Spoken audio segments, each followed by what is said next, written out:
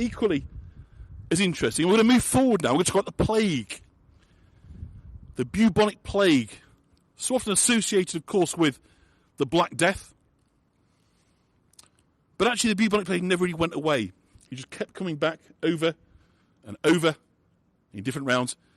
And actually York was very, very badly hit in the year of 1603. And in that year, it's believed that somewhere in the region of 30% of York's population lost their lives. So it really was hugely traumatic. And of course, with this huge loss of life and the problems with contagion, it was a real issue as to how you dealt with people. And the treatment, we would now say, was pretty primitive, pretty basic, brutal, inhumane, was actually to lock people in the houses, to board up, paint a red cross on the door, a priest coming by, uttering the famous phrase, "May Lord have mercy on their souls," because for those inside, all that waited was a lingering, painful death.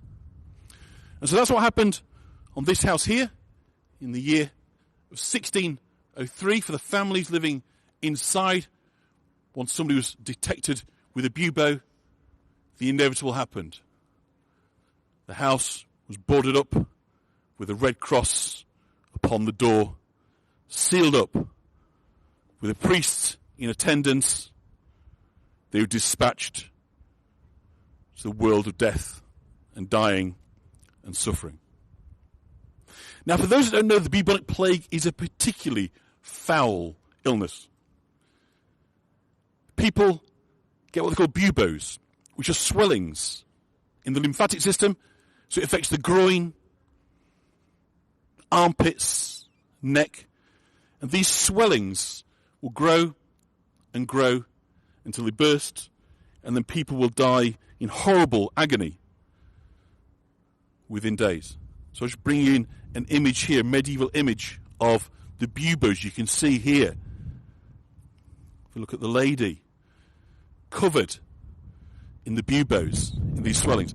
And when they burst, disgusting stench comes out, and they die a horrible death. Lump size of apples, absolutely, Yvonne. So this is the scene inside a plague house, as these people enter in to the final days and hours of their lives. But within this house, what we know that amongst the families in here was one small girl, young, maybe 4, maybe 5, we don't know exactly how old. And that little girl was seen repeatedly up at the window, the small window you can just see here on the middle of your picture. So this painting, Lynn, would date from the Black Death, from the medieval period, but it's the same disease we're talking about, so the same symptoms. The little girl was seen frequently up here beseeching the passers-by to help. You can only imagine the scene inside the building with everything and everybody she knew and loved, either dead, dying, suffering this lingering fate, knowing that they were going to be next. So eventually it would seem the little girl was the last to survive. Day in, day out, up at this window, she reached out, beseeching those passing by to help, but they couldn't. They weren't allowed.